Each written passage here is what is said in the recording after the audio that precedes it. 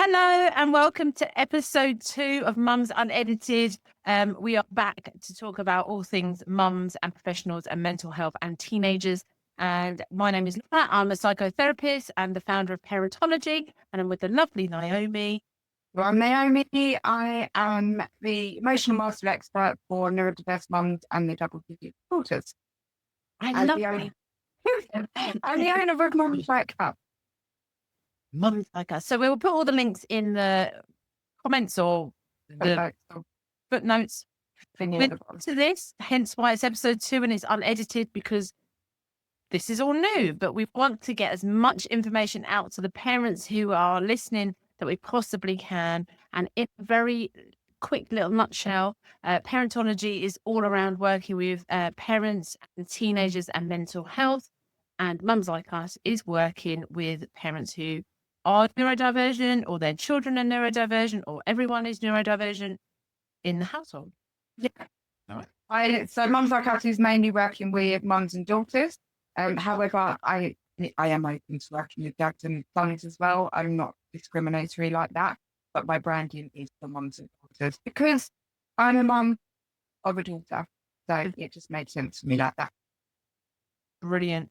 We've just done episode 1, hence why we're still looking the same, because we've just paused and just re-recorded the next lot. But the first episode is all about our background, a little bit about who we are and what the businesses that we are running are trying to do. My background is all in mental health and education and other areas, and Naomi was a wonderful social worker. I was indeed. And my experience and knowledge around neurodiversity is insane. So that's my passion and that's my geek story. So today we were thinking about talking over the constraints that some services have and actually what that means for parents and for kids, and where we can filter in to cover bridge that gap that there is between the two services, between statutory services and private services, and give you some information and some love. Some love. So, like we were saying, so just off, as we were just pausing after the first episode, Naomi, you were talking about your social work background and actually the constraints, because the frustration I hear from parents is the services just aren't there, or when they are there, they're not fit for purpose. And we started talking about education and stuff, and then you came in with your background of social work, and actually you're really restrained or restricted in what you can do or what you could when you were a social worker. Yeah, so as a social worker, we would have, so I was a children and family social worker, and I worked in the team that does the bulk of the work. So with social care, you have the MASH team, which is like where people refer into, they make the decision as to whether or not it needs to be assessed. So then it will go to the assessment team, and then they decide whether or not a service is needed. And then it would go to the long-term team. Who would do the plan? So it'd be a child in need plan, which is under Section 17 of the Children Act, or a child protection plan, which is under Section 47 of the Children Act. If you want to know anything about the legislation side of things and stuff, please let me know. And I'm happy to talk about that because I can talk about it all day. But anyway, so I would do the work with parents under them two parts of legislation. And there was we have statutory things that we needed to achieve. And that would be that the child needed to be seen every 2 weeks. But that was really difficult to do because when you've got a caseload of 30 kids, and I'm talking 30 children, like it's a lot of kids. So when you've got a caseload of 30 children and you're having to see every single one of them over a 2-week period, and actually some of them need a lot more from you than others. But in with that, you're writing reports, you're attending meetings, you're attending multidisciplinary reviews, you're attending appointments with parents and supporting them, you're making referrals, but you're also been having to write reports for everything, you're writing the minutes for everything, and every single conversation that you have, telephone, email, face-to-face, whatever, it has to be recorded. So you're having to then put all of that in the system. The part of the team that I worked in was also the team that dealt with all the court work as well, which was my area of expertise. That's where I spent most of my time within the court team. But when you then add that into the mix, you're then writing all the normal stuff, you're doing all the normal stuff, but then you're adding in that you're having to write reports for call, you're having to write care plans, you're having to write statements, you're having to attend call. And you don't go to call for a time and you see, you go to court for a time and you sit there all day talking to solicitors, talking to parents, trying to get things arranged, and then you go in and see the judge.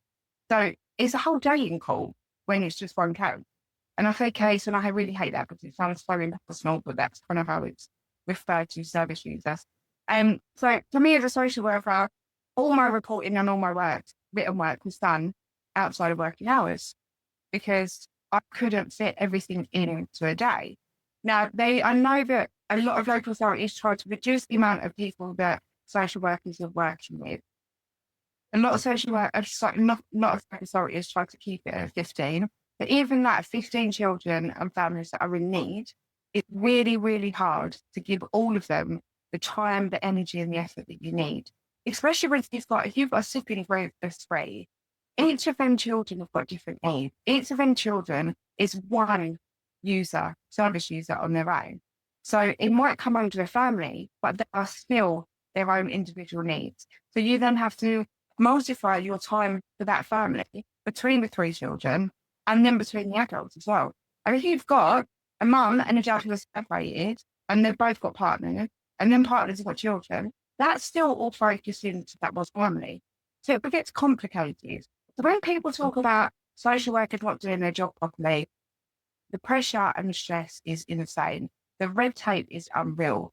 The amount of finances is a complete diabolical state. You have to request, if you want to refer to a service, you have to request financial support for that. And that has to go from you to your manager to the service manager. The service manager then has to send it over to the team that deals with it. And it's not as simple as what we can do right now. If someone comes and says, I've got a problem with XYZ with my child, can you help me? And we go, right, this is what we're going to do. There isn't all of that constraint that's attached to it. And it's really, really difficult when you're working in a local authority where it's a big area, because when you're traveling from one side to the other, you're losing an hour a day driving. Possibly. Oh, sorry, am I echoing? No, you're good. Sorry if everyone can hear me echoing. How on earth did you cope with it though? If you've got a caseload that big, and then like you're saying, you're in court all day, you are driving here, there, and everywhere. You're then seeing 10 people who are in a family. Like, how did you do that?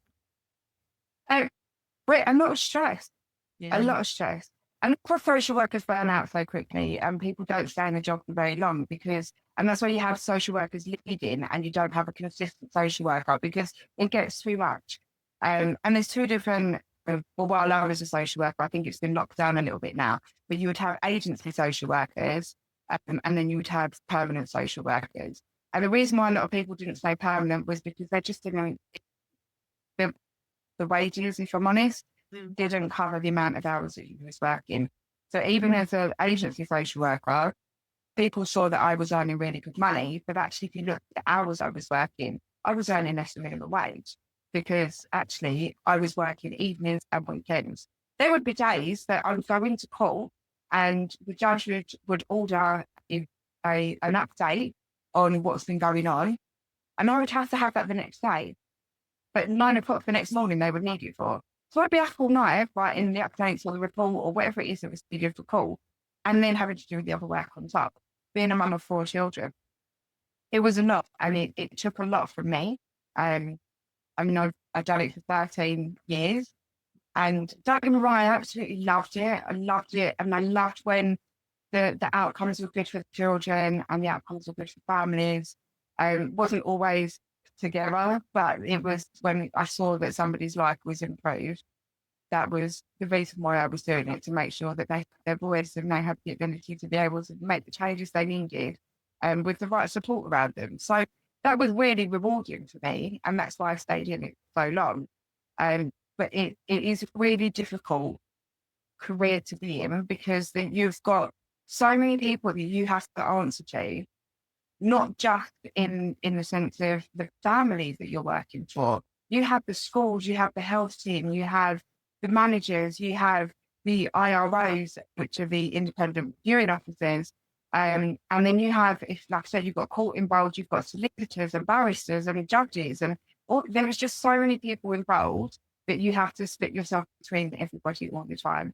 And there's only so many hours in a day. You can only spin on any plates.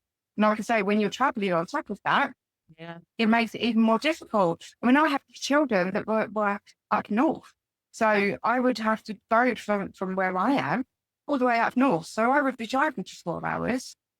During that 4 hours, I used to take a dictaphone with me and talk in my case notes and things like that, because that was a way of me saving time to be able to then utilise that time properly to spend with the children that I was working with. But it wasn't always as simple as that. So, yeah, social workers miss things, and they miss things because they are so overrun. And it gets to a point where you get desensitized. And I think that's when people need to walk away from the job, because when you're desensitized and it just becomes normal, there's stuff that you're dealing with day to day, and there's no empathy or love and support behind what you're doing, then it's time to leave their career, because that's when things start to go wrong, and when the families and the children are not given the best that they possibly can get from you.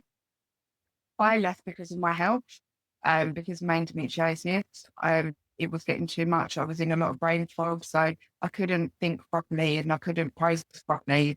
And then Lily was having her own troubles, so it just made sense for me to step away at that time. It's something though, it's so exhausting in terms of what you had to cope with. And I work with parents who are in the social service system, and they are so frustrated because they're not getting the services they need. But just when you've just said that in a nutshell about what you were experiencing, it's almost like a no-win situation, because you can't work any harder, but the parents still need the services and the support that they're getting. And now I'm only coming from where I've come from, the parents. There's not a good reputation with social workers, and they don't like, not you personally, I'm sure they would have loved you, but their social workers aren't a friend to them, aren't someone that they trust. And when you can see how busy you are, it just blows my mind, especially when they're on child protection and you have got to be on your game. The case review waiting to happen, that there's going to be a serious case review, because all it takes is you to miss out one thing, and then we've got a real serious thing going on. That must be playing on your mind, used to play on your mind all the time.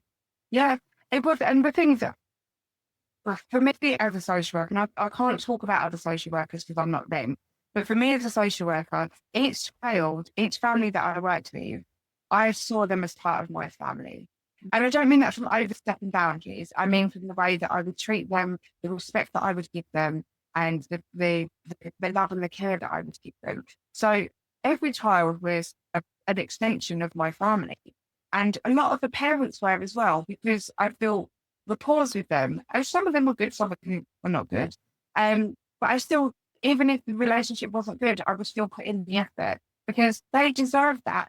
And I always saw it that I was walking into somebody's life. So I was honest to be allowed into their story, because that's what it was. I was being brought into their story to make a little bit of a difference for them.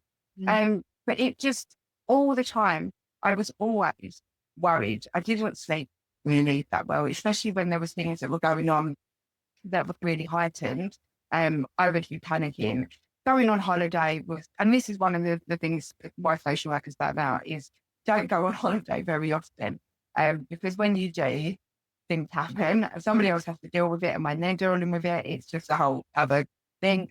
Then it's a worry. So I remember back in 2017, I went to Turkey with my kids, and one of my friends was working at the local authority I was working at, and a message. And I was like, how is this family? And I was like, not talking to you. And I just want to leave. I was like, no, I know, because I left it where it was bubbling, and I can't rest and switch up until I know that everything's okay. And they was like, no, everything's not okay, but it's been dealt with. You need to just switch off, because you're not going to be able to give them the best of you when you come back. So for the first sort of 5 days, that 2-week holiday, I was constantly thinking about, have they done this? So I'm messaging my manager and messaging my colleagues saying, look, I know you're dealing with this for me right now. Have you done this? Do you remember that this is what's going on for them? Do you that? And it's just constant, like a constant download of information that's going on because it's all in your head. And then you're like, did I write that up? Did I put that down? Did I note that properly? So there is so much that goes on with social workers, and I know why they get stressed because I used to get stressed.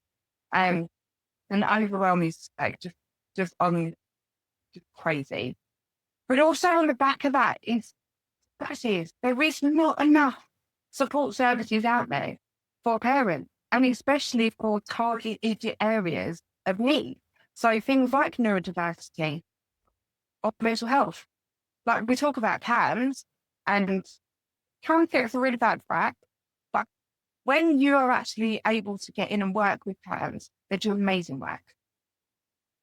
But it's I think we're in the same boat, isn't it? Because the CAMHS workers that I know are exactly like you. Their caseloads are huge, and they don't have the time, not necessarily the experience or the ability. They just don't have the time, and that's where it all comes falling down. Is that you've got parents that I'm working with that are waiting for the kids are going into A&E in crisis, and they're not having an appointment for 2 weeks with the crisis team.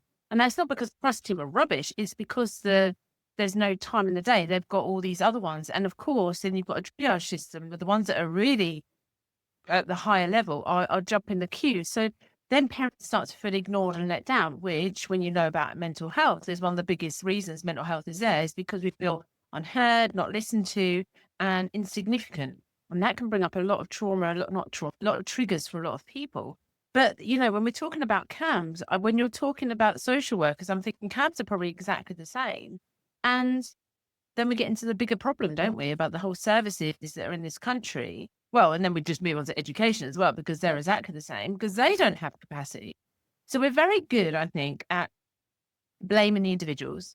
And don't get me wrong, I do know that there are teachers out there that cause a lot of problems. There are workers out there that cause a lot more problems and they're not fit for purpose. But likewise, I'm pretty sure the retention of staff is near on impossible. So services have to retain the staff they have, and the cycle continues. But there's just not enough time in the day. And there's just not many people needing these services. I just think, like I was saying to you about in our little gap bit before, that if we think about it from this perspective, that if you're a parent who is on the brink of overwhelm and you've got a child who is in overwhelm, and that overwhelm is spiraling and escalating, and then that child is in explosive mode, they then become into explosive mode. And that energy, and we feed off of each other's energy. Some people might not be woo-woo, I'm really woo-woo, but regardless, we feed off of each other's energy. Kids pick up with parents' emotions, or the adults around them emotions. So if you're a teacher who goes into a classroom of 30 kids, but you've had a really shit morning at home with your own kid who's been an absolute arse, who just won't do anything that you've asked, and there's been a massive blowout at home, you carry that emotion into the classroom. As much as a worker, you try not to bring your personal into your professional, but in all reality, sorry, but there is not many people in this world that I know could not put in some entity or another. You then walk into a classroom with 30 kids, and 2 of them 30 kids are in overwhelm. Everyone's in overwhelm. If there are 2 kids that are in overwhelm, their energy is feeding into the rest of the class. You're in overwhelm. So them 30 kids overwhelm is feeding into your overwhelm, and your overwhelm is feeding into that 30 kids overwhelm. Then you've got a classroom that's disrupted. Nobody's regulated. Nobody's able to actually concentrate and do the work. And then that's when we have behaviours happening in classrooms, because children are just not able to ground themselves and bring themselves into a place where they can learn and deal with education. And then you add into the mix of anything with like you say, mental health challenges, or if there's neurodivergency that is unrecognised or unsupported. We then have children that are seen as bad kids or disruptive children, or they've got a negative influence on other people. There's all the names that they get called. When actually, if we stare at that fact and we had 10 kids in a classroom to one adult, I could guarantee there would be a whole difference of environment for everybody involved. And if there was more understanding around emotional regulation, and that being the primary thing when we go into any service, is that the emotional regulation of everybody involved needs to be on point before anything is done. So before any work is done, is to check the emotional regulation of everybody. Because like I say, if you're not emotionally regulated, that's going to then just transpire across everybody. Yeah, isn't it? I wonder if we need to explain what emotional regulation is, because we use that word a lot, and it's about understanding what your emotions are. Because being emotionally regulated, a lot of, I imagine some of our parents are going to be brand new to this whole forum because they've been in these services and they've come across us to explain what emotional regulation means. I mean, how would you describe it? Emotional regulation is being able to understand your emotion and please know that there is a difference between emotions and feelings. And this is something I hear a lot. But when you're trying to regulate your emotions, it means being able to recognize them, to know where they are in your body, know what it is that's bringing that emotion up, what it is that you can do to manage that emotion, and not just in the here and now, but actually processing it after the fact. Because if we don't process emotions, we store emotional trauma in our bodies, which then triggers the next episode when things are not dealt with. So emotional regulation in a nutshell is when you are able to understand your emotions and walk through them in a way that is, I don't want to say calm, because emotions are not calm, but in a way that you're able to remain calm and you're able to remain regulated. And I don't mean, when I say remain calm and regulated, I don't mean that you've got a smile on your face, but inside you're looking at. Do you know what I mean? It's about your whole nervous system being in a calm state where you're not in fight or freeze. You're actually in flow, and you're able to move through things in a way that's going to be able to support you and those around you, children, adults, whatever, moving forward. How would you explain it? Well, I would explain it as a therapist in very similar ways, but with a different twist to it. So when you talk about the fight and flight response, flight, fight,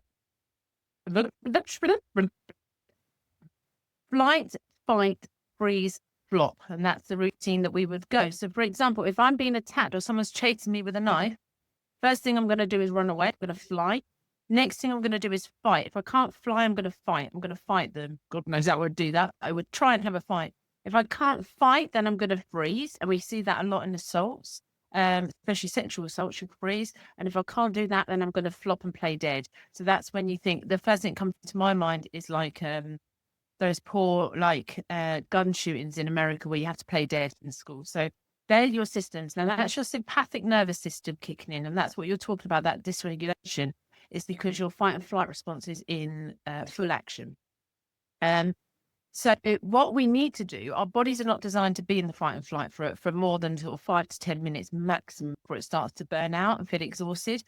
But we get used to it. So when you're used to being in those high situations, social work or teachers or CAMHS, or you're dealing with children that are really hard work at home, just get used to it. And that's where you start getting all these, like the emotional response and the dysregulation. The body starts to hold it. And there's a lot of illnesses out there. Fibromyalgia is very much linked to trauma holding and emotion response. Is we need to try and engage the parasympathetic nervous system, which is what we call the rest and digest, which is what most mammals should be in majority of the time, is your rest and digest. So when you talk about being calm, in a mental health term, in the therapy room, we would talk about that being aware. So you would be aware. So what it is I'll put a link to it. There's a feelings wheel, lots of coloured wheels. And if people have worked with me, they would see the feelings wheel because I bang on about it all the time. Having the one phrase, I'm pointing at you, Naomi. Don't know why I'm pointing at you. One phrase is, I feel, put the feeling in, I need, and then put a need in. So when we talk about feelings and emotions and stuff, yes, there's a very clear divide, but actually, whatever you want to call it, feeling, emotion, whatever that feeling is. I always link emotions to the inside out characters. I'll show you, I've got them here. Yes. Got the inside out characters. Here are my characters. But these are emotions. So when you don't know what the difference is, but regardless, I feel, I need. So I feel angry. I need, what do you need to not feel angry? I need some time on my own. I need to punch a pillow. Scream into a pillow. Okay, scream into, I was going to say punch someone's face. Don't punch anyone's face, but you might feel like it. You don't need to do that. This week, due to the hormone situation in my life, I have felt very, very low, very, very down. So what do I need to not feel? Well, actually, I don't want to change that because I know it's a moment in time and it will pass. So I just need to be on my own. So I just want to like almost hibernate inwards and just be left alone. I don't have the capacity to talk to anyone. So when you say I feel, whatever you feel I need, then it's not necessarily saying what can you do to make yourself feel happy.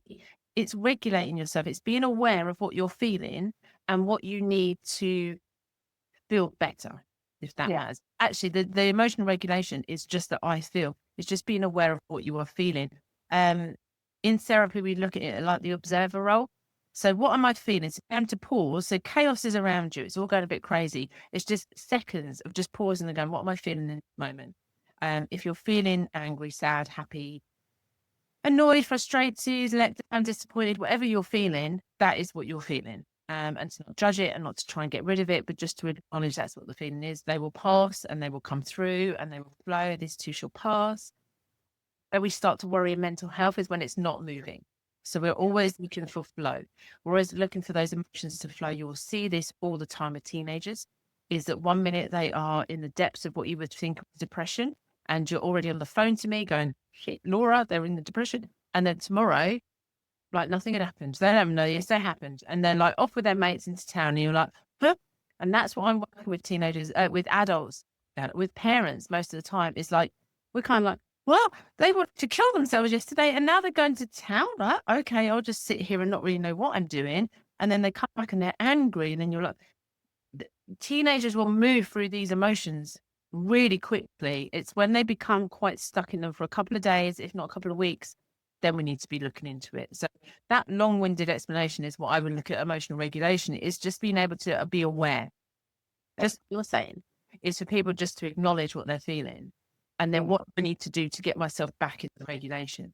And you know what? When you're a teacher or a social worker or you're working in a service and you've had a really bad morning, it's about just being self-compassionate and being compassionate on your feelings, because you might want to just run away and not deal with the day, which would be ideal because that would regulate your system. But actually, you've got a class of 30 kids, you've got a caseload to go and see, we've got to go to court. What do you need to make your day okay? And even if it's a coffee, if it's looking forward to lunch, having a nice evening plan, something that will just pull you through that day is enough to regulate your emotions, because it will give you something to look forward to. It's all about looking forward to something. Again, if it's not going on, that's why I really would urge parents to talk to myself or you, because somebody from the outside who doesn't know your family or doesn't know your world can come in and go, okay, we're going to start looking for those positive things, because there always will be. But when you're overwhelmed and when you're in it, it's really hard to see what it is that you're looking. I can hear a child screaming outside, which is my neighbour's kid, who is absolutely not regulated right now. No, I should pop out and say hello.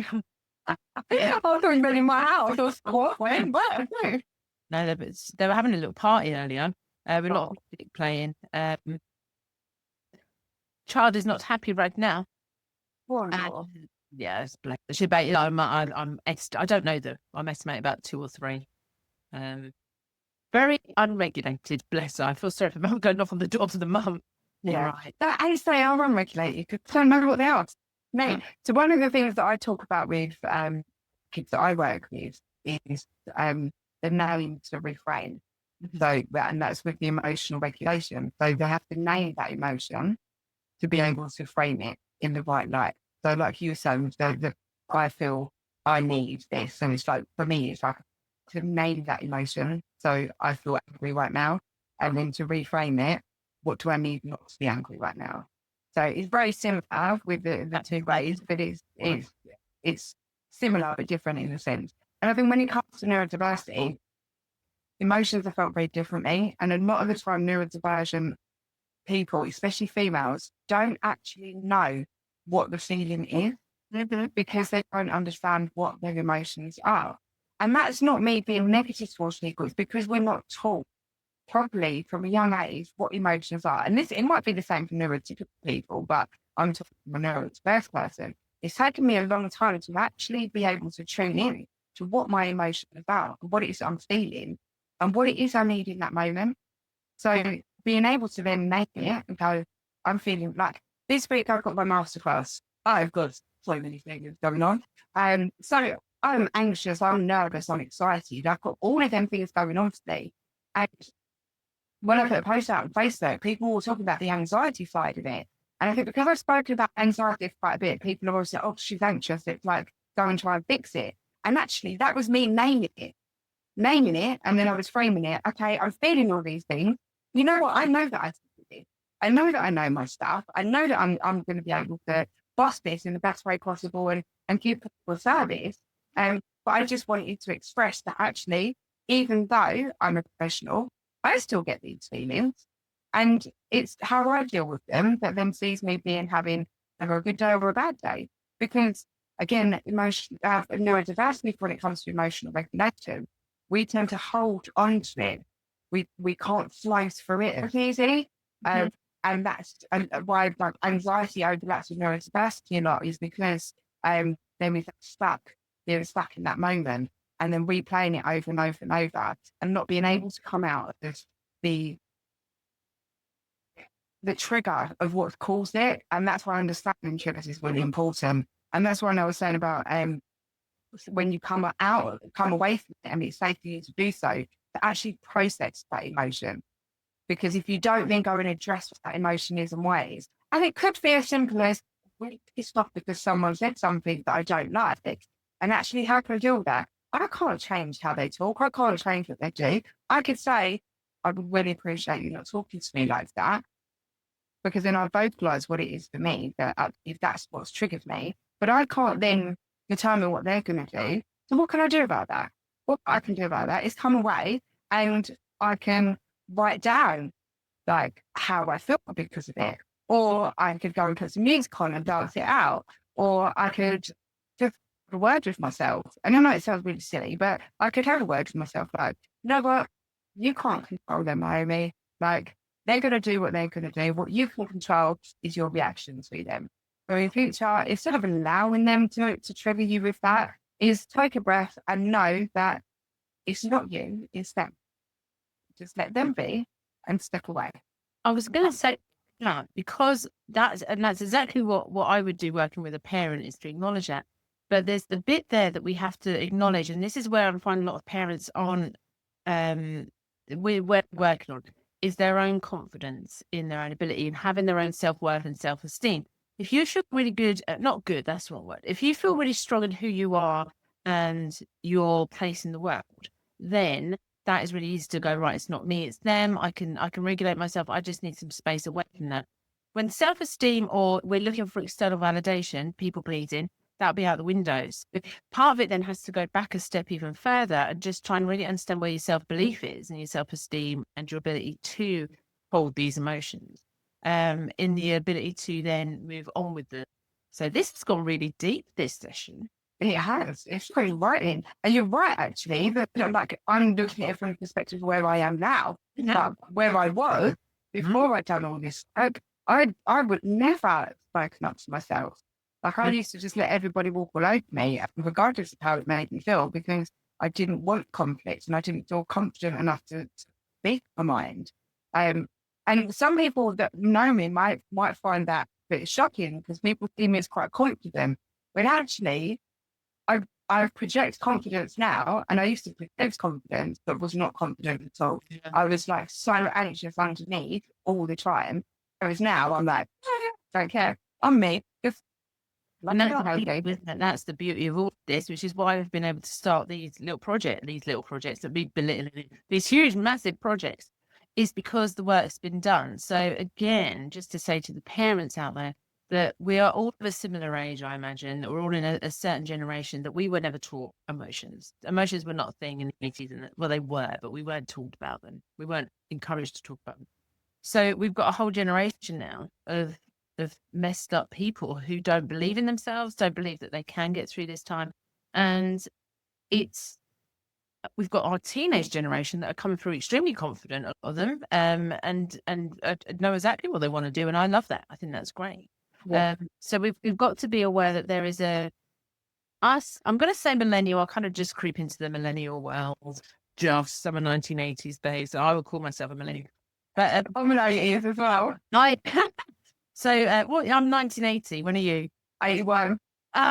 So I'm literally like 80 is, I'm at the end, I'm at December. I'm like, yes, I'm a millennial. I'm January, so I'm not at the start. We'll talk about actual birthdays where I give away my whole identity. How funny.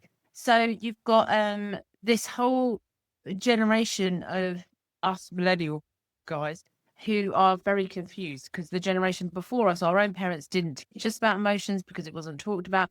We've now got a whole generation that we're bringing up that are very aware of their emotions and are able to verbalize them very well. So, and I just want to go back to a point you mentioned a little while ago, was about being able to, if you can't verbalize it, because that's actually a real big skill to have, especially if you're neurodivergent, is being able to name the feeling is something that I can work with people in the therapy room for years, is to be able to feel the emotion, because you absolutely, you're feeling now about your masterclass on Saturday.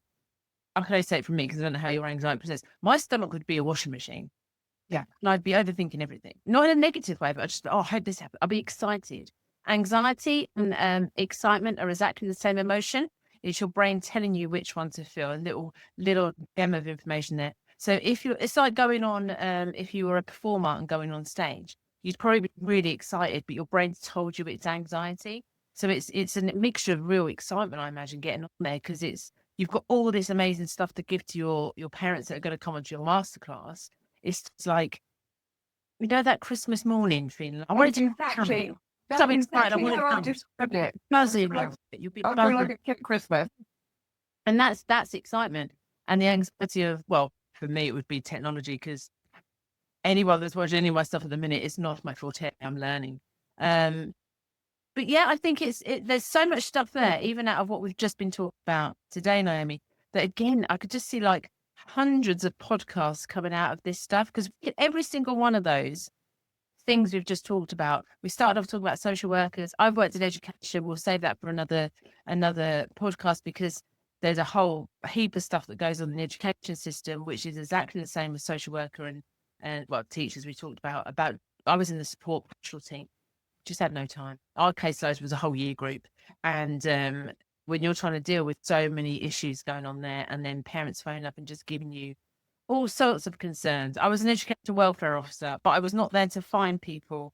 I was there to get experience. That's a whole other story for another day. But don't hate me because I was there, an E-word. But yeah, there's so much stuff that I've got so much, and you've got so much to share with our parents. I just think it's gold what we've got. Quite nice to empty. It's like therapy in itself, isn't it? Just emptying our brains onto these podcasts. It is, but it's also like we're making, not making, but we're sharing the real life stuff that's gone on and that's led us to where we are today. And like I say, if you had seen me 2 years ago, a completely different person to what I am now. And that's because I've done the work. It's because I've put in, and I don't mean in the sense of like, I mean, it's hard. Come on, let's face it. Doing any work on yourself is hard because you have to face things that you probably don't want to face. But once you do that, it does make a difference, especially with neurodiversity, because your executive functioning skills are different. I don't like to say that you don't have executive functioning, because you do. You just process them very different. So when your executive functioning is processing things differently, your nervous system is processing. So it all becomes really entangled and really difficult for people to know their ass from their elbow, because you might be feeling, like you say, you might be feeling excited about something, but then your brain's telling you this is anxiety, when actually, like you said, anxiety and excitement are actually just an emotion, but they just, your brain tells you what you feel, and it's normally anxious because it's a familiar feeling. yeah. We can do so much stuff on that, and we can do little sessions on how to recognize your emotions and your feelings, little phrases that I teach people, which is what all the books and everything that I do in Parentology is about, is teaching people these little nuggets of information to then pass on to their teenagers to help them emotionally regulate themselves. Yeah. So it's absolute gem. But like we said in the first episode, if anyone out there is wanting us to talk about a certain subject, or if we've touched upon something that you think that is really useful, then do let us know in the comments or get in touch with us, and we will cover it. We're going to be around for a long, long time. And We've got a lot to say. got a lot. We certainly do. We certainly do. But yeah, let us know if there's anything in here that we've touched upon that you want to know a bit more. And we'll put all our contact details in the footnotes or whatever you're meant to put on a podcast. I'm going to go and chat GPT how to run a podcast because I love the recordings. Yeah. How do we do it? But anyway, we will see you all in the next episode. And it's been so lovely to have this chat. It has been amazing. Thank you so much, Laura. Bye, everyone.